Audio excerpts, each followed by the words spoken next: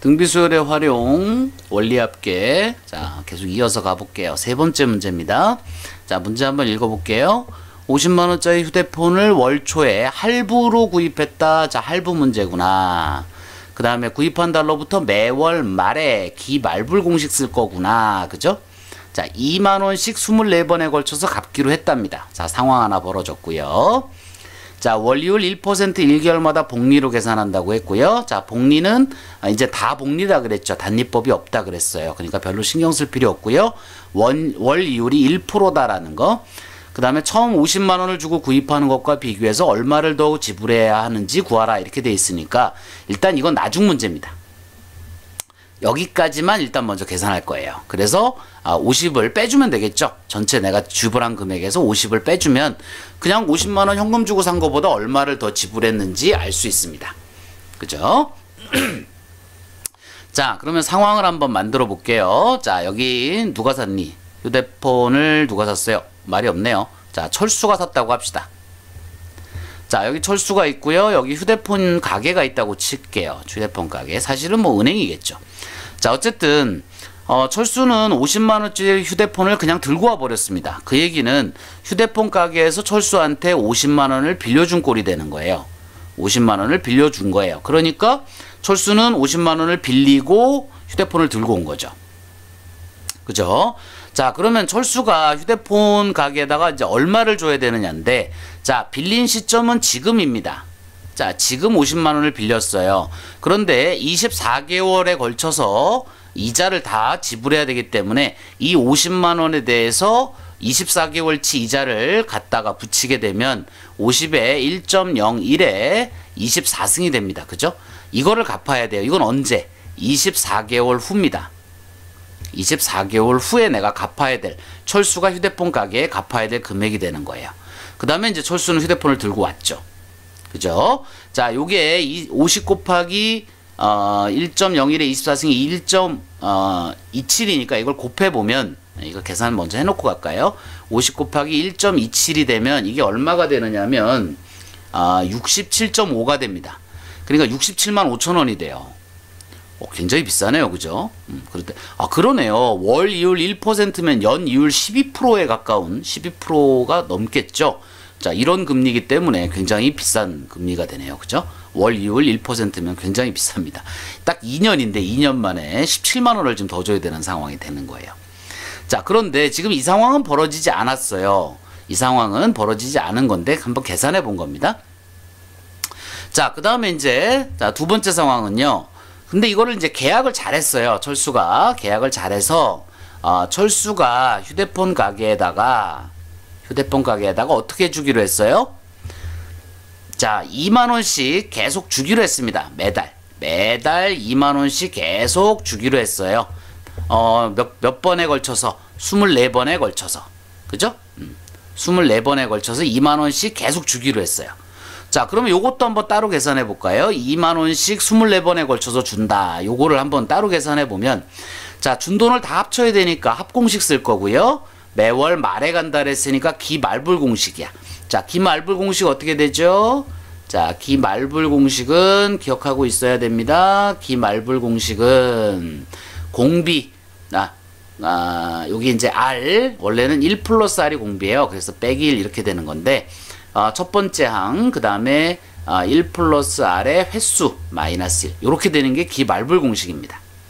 기수불과는 요 첫 번째 항의 차이가 있죠. 자, 그러니까 여기는 지금 매달 주는 돈이 2만원씩이니까 여기서 총 휴대폰 가게에다가 준 금액을 환산해 보면, 그죠?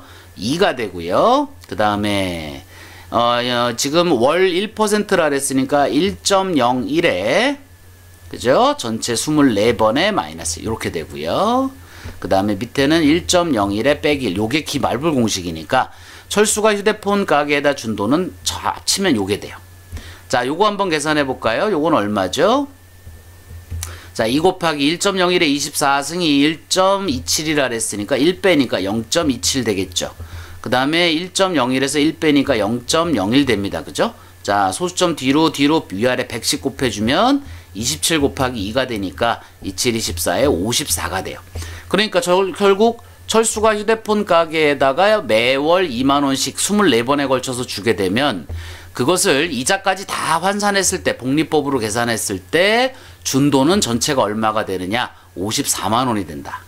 그렇다면 처음에 그냥 철수가 휴대폰을 50만원 주고 샀을 때와 비교해서는 이게 이거죠. 처음 50만원을 주고 구입한 것과 비교해서 얼마를 더 지불한 꼴이 되느냐? 4만원을 더 지불한 꼴이 된다. 이런 얘기입니다. 계약을 굉장히 잘한 거예요. 왜냐하면 지금 이 계산, 이 원리합계, 이 원리율 1%로 24개월 후에 갚으려면 이만큼을 갚아야 되는데 요만큼만 해주는 걸로 계약을 한 거니까 잘한 겁니다. 요거는 사실 여러분들을 괜히 복잡하게 만들 수도 있는 계산, 필요 없는 계산인데요. 상황에 따라서 어떻게 좀 문제에 따라서는 또 해야 될 필요도 있을 것 같아서 선생님이 따로 해놓은 건데 헷갈리는 사람들은 크게 신경 안 써도 됩니다. 요것만 여러분이 신경 써서 전체 54만원을 준 꼴이 되는구나. 그죠? 뭐 실제로 여러분들이 이제 2만원씩 24번에 걸쳐서 주게 되면 2만원씩 24번에 걸쳐서 주게 되면 원금은 48만원이에요. 그죠? 여러분은 그러니까 철수부는 휴대폰 가게에다가 48만원을 준 꼴이지만 복리법에 의해서 계속 계산을 한 것이 결국 54만원을 준 꼴이 되는 거죠. 그래서 일단 정답은 4만원을 더 지급했다. 이렇게 설명하면 됩니다. 아시겠죠? 자, 한 문제 더 해볼게요. 요거는 보통 우리가 증액 문제라고 보통 많이 얘기를 합니다. 뭐 증액 문제다 이렇게 많이 얘기를 하는데 자, 상황을 한번 여러분이 직접 한번 보세요.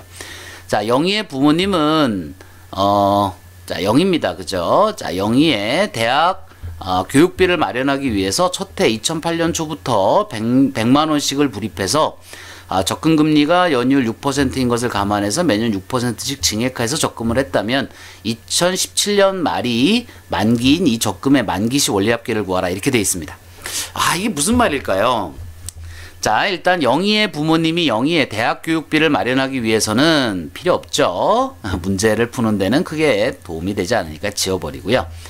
2008년 초부터 100만원씩을 자, 100만원씩을 불입하고 그 다음에 100만원 그냥 100만원이라고 할게요. 100만원을 불입하고 적금 금리가 연이율 6%인 것을 감안해서 매년 6%씩 증액하여 적금하겠다. 이게 그래서 증액 문제라고 하는 겁니다. 자, 상황을 한번 그림으로 볼게요. 자, 여기가 지금 2008년입니다. 2008년 초에 영희 부모님이 일단 100만원을 넣었어요. 자, 그 다음에 보통 1년마다 이렇게 넣는다고 치면 2009년에도 보통 우리가 100만원을 넣잖아요. 그죠? 우리 앞에서 했던 문제들이 다 그렇게 했잖아요.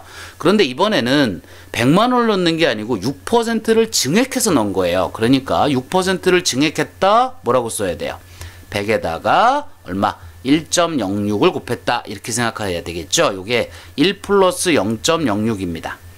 그죠? 그러니까 요거를 이만큼을 넣어주는 거예요. 그러니까 처음에는 100을 넣고 그 다음은 요걸 넣은 거예요.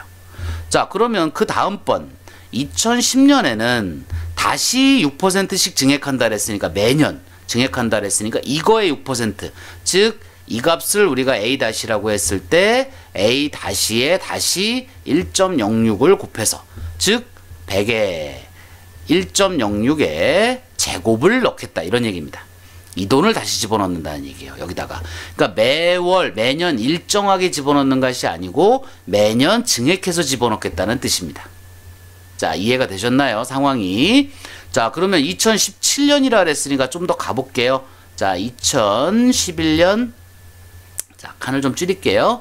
2012년 2013년 2014, 2015, 자, 좀 더 갑니다.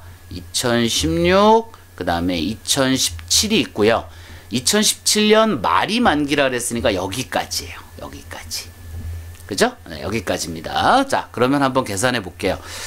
이거는 우리가 아까 상황하고 똑같은데요. 이제 계산하는 방법이, 자, 100이 몇 번 가는가 볼까요? 하나, 둘, 셋, 넷, 다섯, 여섯, 일곱, 여덟, 아홉, 열이 됩니다. 그죠? 그러니까 100 곱하기 얼마? 1.06에 10승 이렇게 돼요. 요 100만원은. 자, 그 다음에 두 번째. 자, 요거는 지금 100의 1.06이에요. 100의 1.06. 자, 이것이 몇 번 가나 볼까요? 하나, 둘, 셋, 넷, 다섯, 여섯, 일곱, 여덟, 9번 갑니다. 그러니까 100 곱하기 1.06이 원금이 되는 거니까 이거에 1.06에 9번 이렇게 되는 거예요. 같네요. 그죠?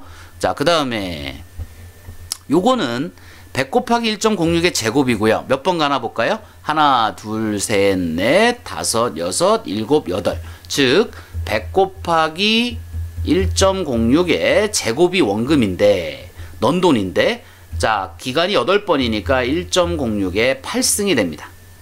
자, 그런 식으로 계속 가는 거예요. 그러면 한 번만 더 해볼게요. 2011년에는 100 곱하기 1.06에 3승을 넣을 거예요. 그럼 얘는 하나, 둘, 셋, 넷, 다섯, 여섯, 7번이니까 100 곱하기 1.06에 세제곱을 넣은 거고요. 이거에 대해서 1.06에 7승만큼의 이자가 계산이 돼서 이렇게 계산이 됩니다. 그런데 보시면 이게 지수법칙을 계속 해보면 다 똑같잖아요. 그죠? 자, 그러니까 맨 마지막에 여기다 놓은 돈이 컬러를 이걸로 갈까요? 여기다 놓은 돈이 요게 100 곱하기 1.06에 몇 번이에요? 9가 되겠죠. 여기가. 그럼 요건 한 번 적용이 되니까 쭉 가서 100 곱하기 1.06에 9번. 요것만큼을 돈을 이제 증액해서 넣으면 요건 한 번 이자를 한 번 이자를 받게 되니까 1.06만큼이 곱해져요. 요 한 칸이니까. 그런데 이게 다 10승이야. 똑같아요. 그러니까 이걸 그냥 다 더해주면 되죠. 싹 더해주면 이건 등비수열이 아니고 그냥 다 똑같은 값을 다 더해주는 거기 때문에 곱하기 10만 해주면 됩니다. 그래서 적금의 원리합계를 구하시오 그러면 100 곱하기 1.06에 10승에 10 이렇게 계산하면 됩니다.